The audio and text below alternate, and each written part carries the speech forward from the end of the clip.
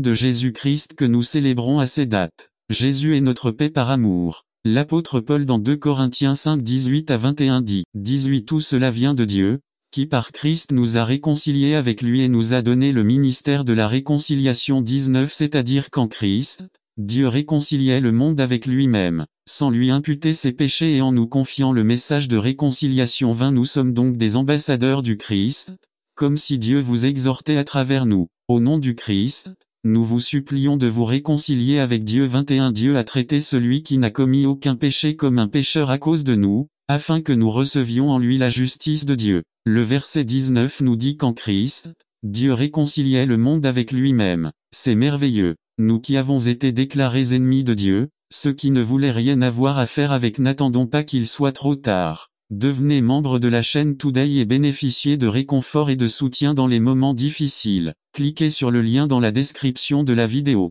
Mardi 9 avril 2024 Page de Dieu, nous recevons un don né à Bethléem. Un enfant qui a apporté la paix avec Dieu. Dieu a envoyé la chose la plus précieuse, son fils bien-aimé, dans le camp ennemi pour chercher la paix. C'est la paix pour l'amour. Ensuite, le verset 21 nous dit, celui qui n'a commis aucun péché, Dieu l'a traité comme un pécheur à cause de nous, afin que nous recevions en lui la justice de Dieu, en prenant l'initiative et en sacrifiant tout, dans un acte de miséricorde envers lui nous, ses délinquants et ses ennemis, envoyez cet enfant mourir. Il l'envoie remplacer ses ennemis en punition de leur rébellion. Il l'envoie pour être traité comme un pécheur, étant juste et saint, afin que la dette soit payée et les péchés pardonnés, et que les ennemis jurés de Dieu puissent faire partie de sa famille, adoptés comme héritiers et cohéritiers de Christ. C'est la paix pour l'amour. Dieu a pris l'initiative et a tout sacrifié pour que ses ennemis deviennent ses enfants. Seul Jésus apporte la vraie paix avec Dieu.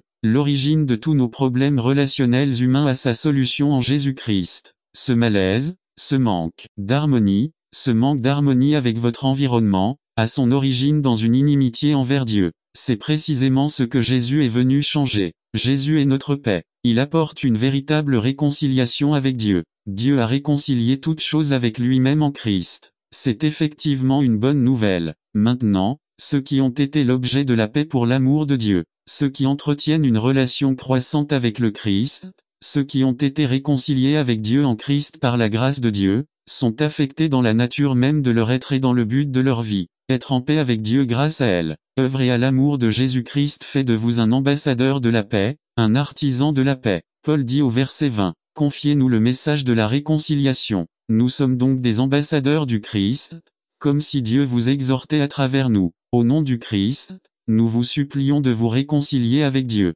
La paix avec Dieu fait de nous des artisans de paix. Nous sommes des ambassadeurs du Christ qui promeuvent, qui prient, qui exhortent, qui donnent l'exemple, qui vivons en recherchant la paix entre les hommes et Dieu, et donc entre les hommes et les autres. Être en paix avec Dieu à travers le Christ fait de nous des personnes actives dans la recherche de la paix, des gens qui suivent l'exemple de Dieu, qui a pris l'initiative et a tout sacrifié pour ses ennemis pour nous réconcilier avec lui, des gens prêts à se repentir de leurs péchés envers les autres, des gens qui confessent leurs fautes, qui demandent pardon et aussi qui pardonnent de tout leur cœur. Si nous sommes en paix avec Dieu, nous pouvons être en paix avec les autres. Jésus est notre paix, et lui seul apporte la vraie paix avec Dieu et avec les autres. Illustre. Cette semaine a été très belle mais très intense. Nous avons eu de la famille qui nous rendait visite à la maison et cela nous a apporté des moments très agréables, mais un peu plus de travail, surtout pour ma femme ce qui n'a jamais été un problème pour elle. Jeudi nous avons avancé notre dîner de Noël en famille car nous ne pourrons pas partager le dîner du réveillon de Noël avec ses proches. Après toute telle activité, j'étais prêt à m'endormir immédiatement et j'ai devancé Delia qui est restée encore un peu à arranger certaines choses. Je suis entré dans la chambre et j'ai vu le lit rempli de vêtements pliés et propres qu'il fallait ranger dans les tiroirs. J'avoue que même si j'ai entendu une petite voix intérieure me disant de ranger les vêtements pour débarrasser le lit, j'ai préféré tenir compte de mon envie de dormir immédiatement et j'ai raccroché le hamac pour éviter la fatigue. Étant installé dans mon hamac, je m'attendais à ce que lorsque Delia entrerait dans la pièce et verrait la situation, elle ferait quelques observations, à juste titre, alors j'ai préparé ma réponse d'attaque si nécessaire. En effet, lorsque Delia est entrée dans la pièce, elle a fait un commentaire dans la bonne humeur, mais j'étais déjà prédisposé à attaquer et je l'ai fait, frappant avec mes mots là où cela pouvait causer le plus de dégâts. Je l'ai fait, je l'ai blessée. et pourtant, j'ai ignoré ma conscience qui me disait de me réconcilier, de demander pardon. Dans ma fierté, je me suis simplement retourné et je me suis endormi. Il était encore tôt le matin quand je me suis réveillé et Dieu ne m'a pas permis de continuer à dormir. N'attendez pas qu'il soit trop tard. Devenez membre de la chaîne Today et bénéficiez de réconfort et de soutien dans les moments difficiles. Cliquez sur le lien dans la description de la vidéo. Mardi 9 avril 2024 page 3 jusqu'à ce que nous recherchions la paix. Dieu n'allait pas me laisser dans mon orgueil, dans mon égoïsme, dans mon péché. Parce que chaque fois que je pêche, j'affecte d'abord ma paix avec Dieu. C'est un Dieu de paix qui m'incitait à la rechercher. Alors je suis sorti de mon hamac et je me suis approché de Delia qui dormait, et j'ai attendu le moment opportun pour demander pardon et tu sais, j'ai été pardonné. La paix est revenue dans nos cœurs. Si Jésus est ma paix, je ne peux pas me reposer, même si cela dépend de moi, d'être en paix avec ceux qui m'entourent. L'orgueil, le péché ne devrait pas nous séparer parce que Jésus est notre paix. Il nous a réconciliés avec le Père, et maintenant nous pouvons avoir la paix les uns avec les autres, une paix par l'amour comme Jésus, une paix qui prend l'initiative et qui sacrifie tout, une paix qui implique la repentance, la confession des péchés, le pardon des péchés, de nouvelles attitudes, une nouvelle obéissance à la parole et un changement de vie. Jésus est notre paix. Lui seul apporte la vraie paix avec Dieu et avec les autres. Que sa paix vous amène aujourd'hui à entreprendre des actions de pacification avec votre entourage, avec votre conjoint, avec vos parents, avec vos enfants, avec vos autorités, avec vos subordonnés, avec vos voisins, avec toutes les personnes que vous avez rencontrées. Interrompu la paix. Car Jésus dit, bienheureux les artisans de paix, car ils seront appelés enfants de Dieu. N'attendez pas qu'il soit trop tard. Devenez membre de la chaîne Today et bénéficiez de réconfort et de soutien dans les moments difficiles. Cliquez sur le lien dans la description de la vidéo mardi 9 avril 2024. Page 4 La voie de la sainteté résumée. Le mot sainteté provoque un inconfort car on pense rapidement à notre apparence physique, mais la Bible parle d'une voie de sainteté. Par Marc Drostiza 35, 8-18 Et il y aura là une route et un chemin, et on l'appellera le chemin de la sainteté. Il n'y passera pas d'impurs, mais il sera lui-même avec eux. Celui qui marche dans ce chemin, aussi maladroit soit-il, ne s'égarera pas. 9 Il n'y aura pas là de lion, et aucune bête sauvage n'y montera, et on ne la trouvera pas là, pour que les rachetés puissent marcher. 10 Et les rachetés du Seigneur reviendront, et ils viendront à Sion avec joie et une joie éternelle sera sur leur tête et ils connaîtront la joie et l'allégresse, et la tristesse et les gémissements s'enfuiront. Dans cette partie de la parole de Dieu, l'avenir de Sion est prophétisé. Il est très important de voir que dans le futur de Sion, Dieu a préparé un chemin spécial qui est le chemin de la sainteté. Jésus nous a dit qu'il est le chemin, la vérité et la vie. Le chemin de la sainteté est le chemin où c'est-à-dire les empreintes que Jésus nous a laissées pour pouvoir un jour être avec lui. Isaïe 57, 15 Car ainsi parle le Haut et le Très-Haut, qui habite l'éternité, et dont le nom est le Saint. J'habite en hauteur et en sainteté. Le chemin de la sainteté nous amène à la hauteur où demeure Jésus. Regardons ces versets de plus près. 1. Ce n'est pas une voie pour les impurs. Il continue en prononçant la parole. Les impurs ne passeront pas par lui, mais lui-même sera avec eux.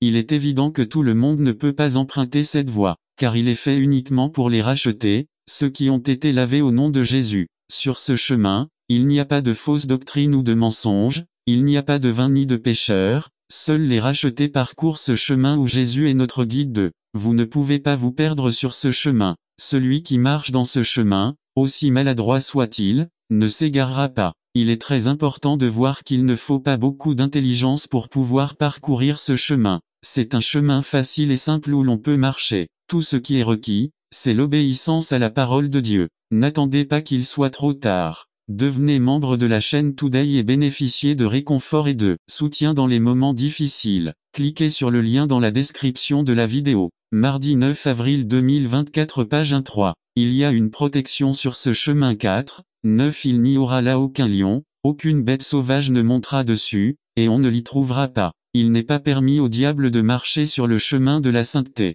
La sainteté est pour nous une protection qui nous montre où aller. Ici à Tijuana, il y a un canal qui dirige l'eau dans la direction où elle devrait s'écouler. Avant la construction du canal, l'eau inondait tout Tijuana parce qu'elle n'avait aucune direction. La sainteté nous guide sur le chemin de Dieu. Si vous luttez contre les tentations et la charité, ma question est la suivante: était-ce vous vraiment sur le chemin de la sainteté? Où es-tu? Qu'est-ce que vous regardez? Qu'écoutes-tu? Car si vous ne voulez pas tomber dans la tentation, ne vous occupez pas des choses de la chair. Si vous voulez libérer un ivrogne, ne l'envoyez pas travailler dans une cantine. Et si vous voulez vivre pour Dieu, ne marchez pas dans les voies de la chair. Vous ne pouvez pas dire à un enfant de ne pas manger de bonbons s'il y a un magasin de bonbons chez vous. 1 Timothée 6, 11. Mais toi, homme de Dieu, fuis ces choses, et recherche la justice, la piété, la foi, la charité, la patience, la douceur. Frères sœurs, fuis les tentations. 5. C'est la voie de la joie. 10. Et les rachetés du Seigneur reviendront,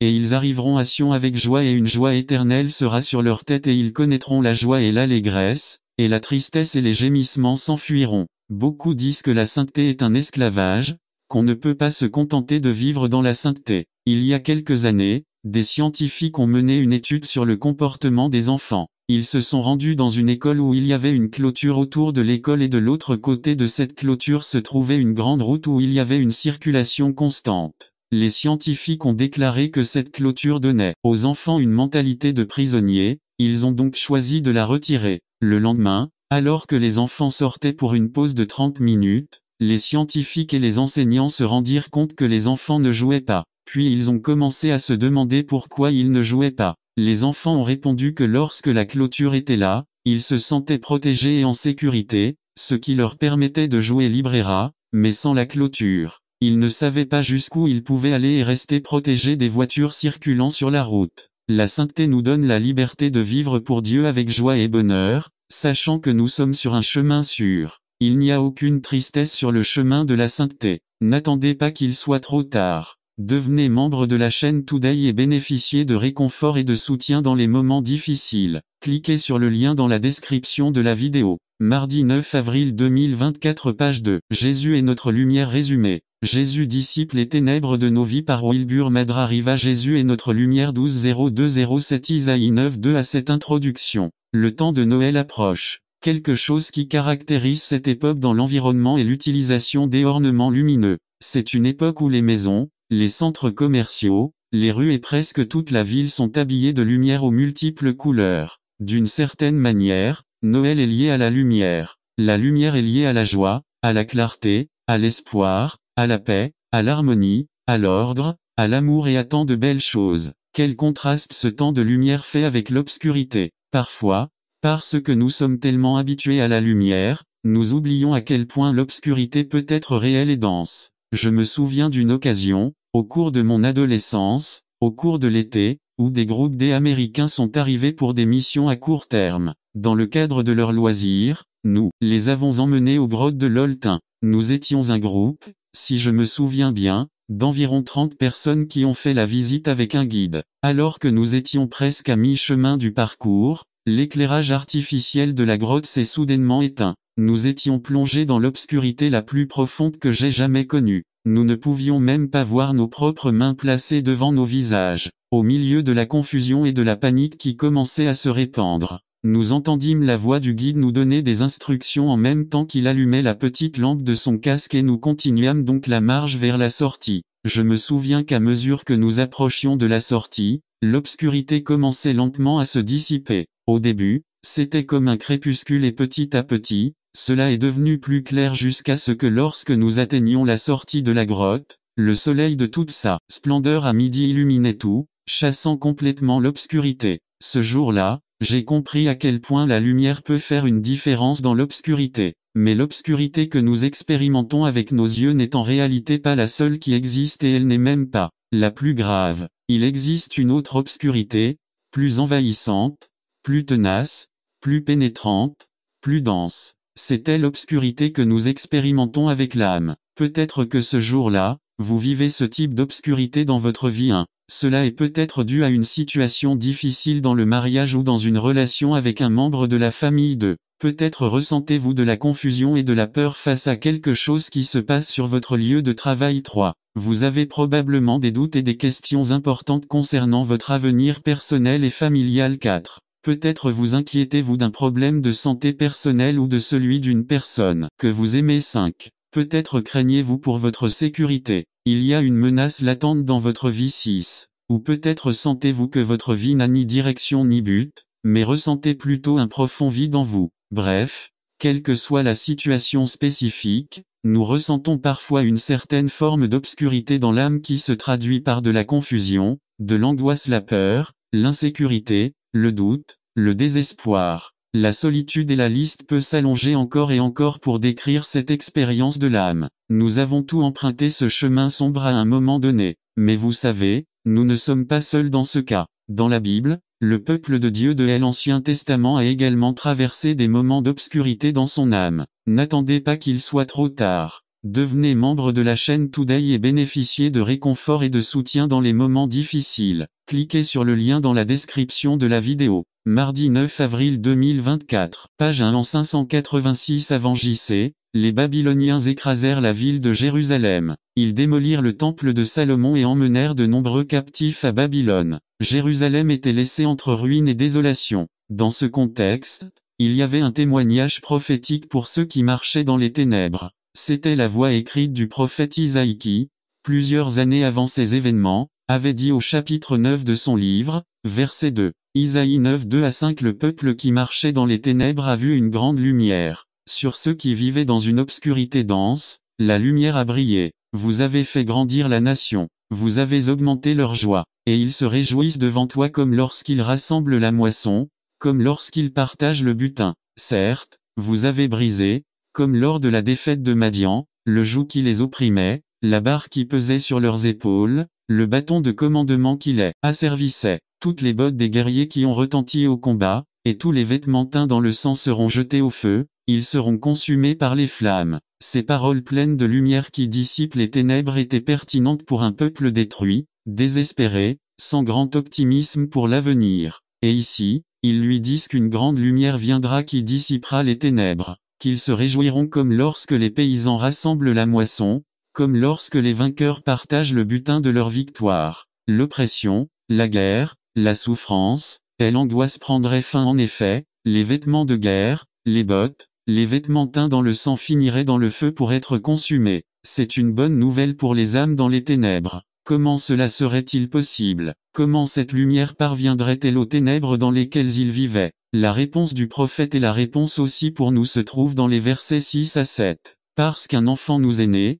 un fils nous a été donné. La souveraineté reposera sur ses épaules, et ses noms lui seront donnés. Merveilleux conseiller, Dieu puissant, Père éternel, Prince de la paix. Sa souveraineté et sa paix s'étendront et il n'y aura pas de fin. Il régnera sur le trône de David et sur son royaume, pour l'établir et le soutenir avec justice et justice, désormais et pour toujours. Le zèle du Seigneur Tout-Puissant y parviendra. La réponse est l'arrivée d'un enfant. En général, l'arrivée d'un enfant est l'occasion de grandes célébrations. Mais cet enfant est spécial à bien des égards. C'est lui qui apporte la lumière aux gens qui marchent dans les ténèbres. Ils décrivent cet enfant comme quelqu'un qui a de l'autorité. La souveraineté reposera sur ses épaules. C'est un admirable conseiller, un grand stratège, c'est un Dieu fort, il vient avec le bras puissant de Dieu à ses côtés, il est un Père éternel, celui qui pourvoit et soutient pour toujours. Il est un prince de paix, son royaume apporte la paix au peuple et à la communauté. Il est un descendant du roi David et son empire n'aura pas de fin.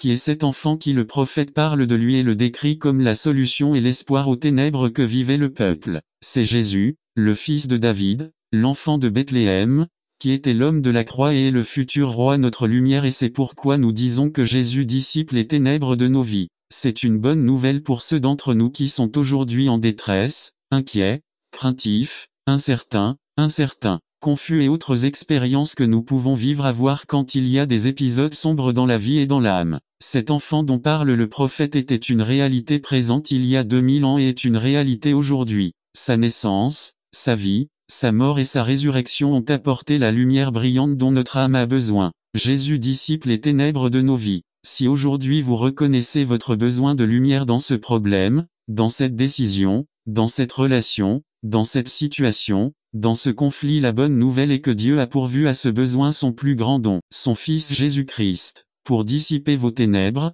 rapprochez-vous de la lumière. Approchez-vous du professeur. N'attendez pas qu'il soit trop tard. Devenez membre de la chaîne Today et bénéficiez de réconfort et de soutien dans les moments difficiles. Cliquez sur le lien dans la description de la vidéo. Mardi 9 avril 2024, page 2. Faites confiance à sa sagesse. Abordez ce problème, résolvez ce conflit, Analysez cette situation à la lumière donnée par la vérité de sa parole. Ne suivez pas vos opinions ou vos pensées. Suivez ce qu'il vous dit de faire, faites confiance à ses enseignements. Il est l'admirable conseiller, il est le prince de la paix. Mettez votre confiance en sa puissance. C'est un Dieu puissant. Il est le Père éternel. Il vient avec le bras puissant de Dieu pour résoudre ce qui vous semble impossible, pour transformer cette horrible situation en quelque chose pour lequel vous pouvez être reconnaissant. C'est lui qui prendra soin de votre âme même dans les moments les plus sombres. Peu importe si vous entretenez déjà une relation grandissante avec lui ou si vous entendez simplement parler de lui pour la première fois. Mettez votre confiance en Jésus. Jésus dissipe les ténèbres de nos vies. L'obscurité ne disparaît pas en un clin d'œil, mais comme lorsque l'aube commence à poindre à elle et que peu à peu la lumière commence à envahir et à chasser les ténèbres, c'est Jésus dans nos vies. À mesure que nous nous rapprochons de lui, dépendons de lui, vivons avec lui, sa lumière commencera à éclairer tous ces coins sombres de l'âme et vous verrez combien il est beau et différent de suivre les traces du Maître. Jésus est notre lumière et il dissipe les ténèbres de nos vies. N'attendez pas qu'il soit trop tard. Devenez membre de la chaîne Today et bénéficiez de réconfort et de soutien dans les moments difficiles. Cliquez sur le lien dans la description de la vidéo mardi 9 avril 2024. Page 3. Comprendre le mouvement de Dieu résumé. Dieu doit nous traiter et nous préparer à faire son travail. Par Carlos Rio. Introduction. Nous commençons par prêcher sur l'autorité que Dieu a placée en vous, sur l'autorité prophétique que vous avez sur votre vie. Dimanche dernier, nous avons prêché sur le sujet en entrant dans un autre niveau. C'est une réalité que Dieu nous fera passer à un autre niveau, mais il nous prendra par la main à chaque pas que nous ferons, nous apprendra à y marcher et nous donnera des instructions qui nous aideront à comprendre le processus que nous vivons. J'ai pris la tâche de chercher les définitions de ces deux mots, qui sont instruire et enseigner, et j'ai été étonné par leur définition et elles sont: instruire signifie processus, et enseigner signifie préparer. Dieu a commencé à préparer les gens à un événement géant qui fera trembler la terre et ils en feront partie. Nous commencerons par dire que Dieu a besoin que vous aspiriez à son instruction et à son enseignement pour qu'ils soient efficaces chez la personne qui les reçoit, sinon ils n'auront aucun effet ou ne produiront pas de changement chez la personne. Je souhaite de toute mon âme être dans les cours de votre temple. Je meurs d'envie de les atteindre. Tu es le Dieu de la vie. C'est pourquoi je te chante joyeusement de toute la force de mon cœur. Psaume 84. Bible en langage clair. N'oubliez pas que vous êtes dans un processus, continuez à faire ce que vous faites,